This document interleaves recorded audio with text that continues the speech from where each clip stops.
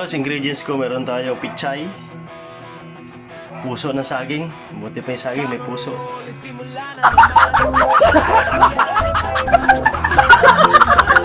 Meron tayong mamasitas, kare-kare mix, talong, sibuyas at saka bawang. Siyempre, meron tayong batong or sitaw, sweetie, peanut, and pagong. Meron tayong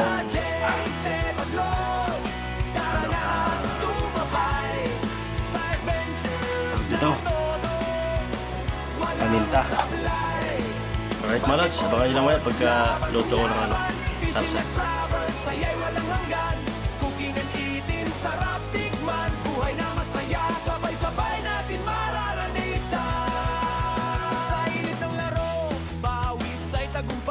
Ilalagay natin yung ating broth or pinagpakuluan ng karne ng baka.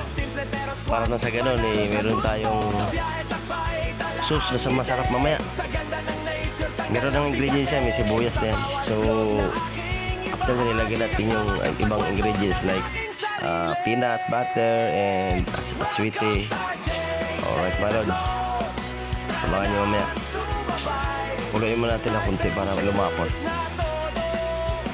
Yan mga lods, ang ating recipe ng kare-kare.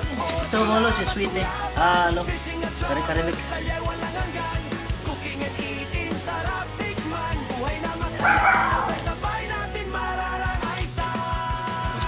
Ayan mga lods, ilagay natin yung ibang ingredients like yung ginisa mix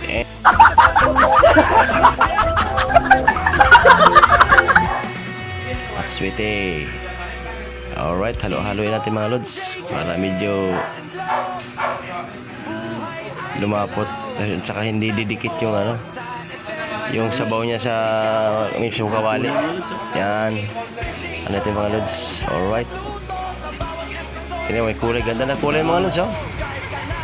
Ano mga lods, oh, di ba? Tingnan nyo mabuti. Okay, maya-maya lang lalapot na yung mga lods. Alright,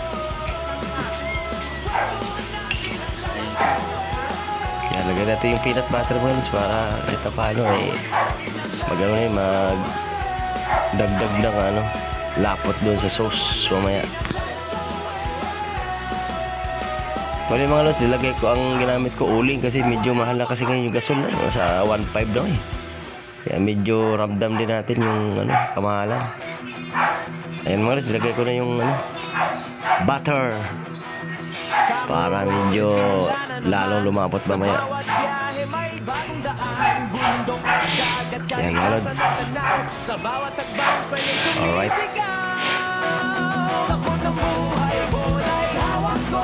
mga lods, ready na ating kare-kare. Gulay lang kulang, lalagay ko na. Alright mga lods, ayan mga lods, ito na po, luto na. Wow, sarap. Alright mga lods, salamat sa panonood. Yan ang ating recipe na kare-kare beef. Thank you so much.